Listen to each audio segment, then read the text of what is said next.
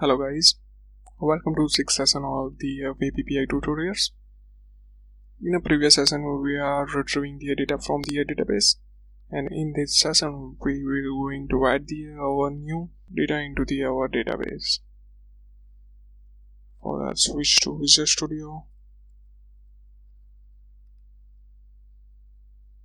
creating the new method for the post.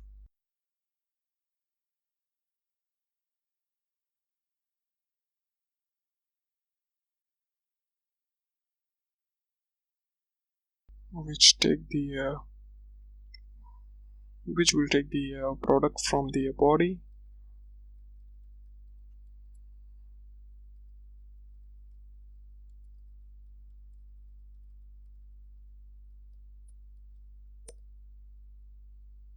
and we need to use the try catch block.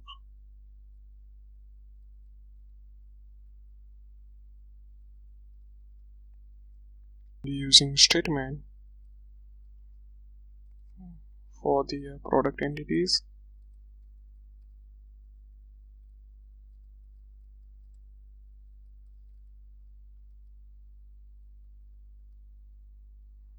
Within that using statement, we need to add our product in the products entity by using the add method,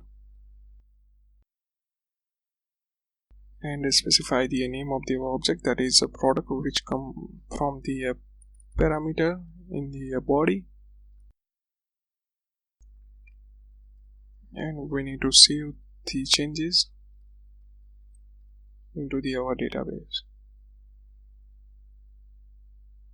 Now I am going to write.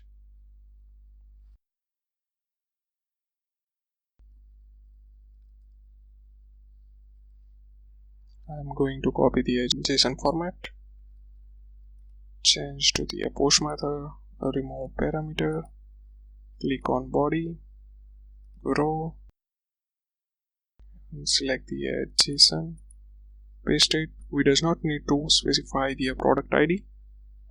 Instead of pen, I am going to specify the ink of the quantity 5, box size will be 10, and price will be 30, and click on the send button.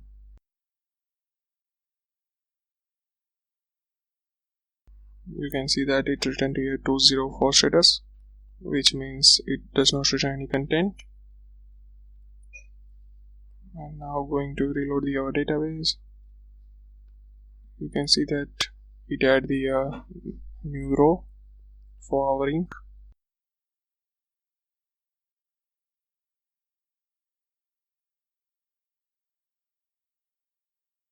As per the REST standard, we need to return the 201 status code when our product is inserted, and return the product detail itself, as well as we need to return the location in the header from which it can be directly accessed. To setting that, we need to switch to the Visual Studio.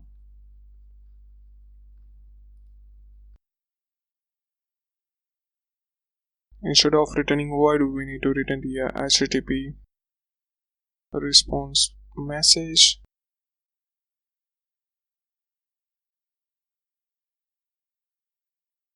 We need to create the instance of the HTTP response message.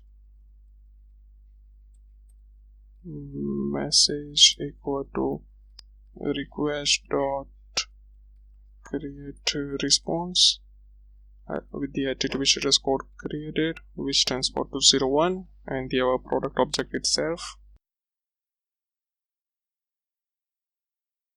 We also need to specify the location from where it can be accessible. For that, we need to add the header in our message object. Message.headers.add message.headers.location equal to new URI request dot request URI plus the our product object dot it's a product ID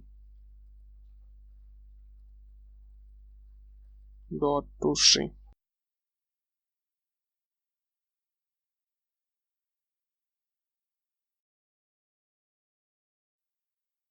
And when error occur, we need to return error message, that is error response with the HTTP status code bad request and the our exception object itself. We also need to return that message that I forgot it.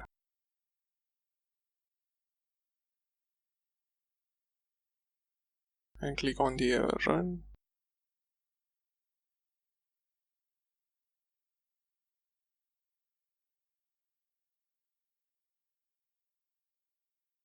Switch to Postman.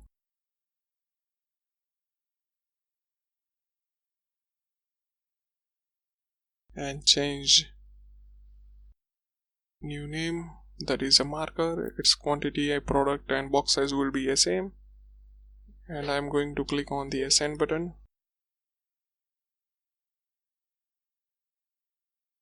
You can see that it written the status code 201 that is created, and the our entire product object, which also include the product ID itself, that is 8. You can see that within the database it will be 8. In this session we will learn how to use the post request to add the data in the our database. And here is a code to adding the new element in the database. Thanks for watching. If you have any doubt, please contact me.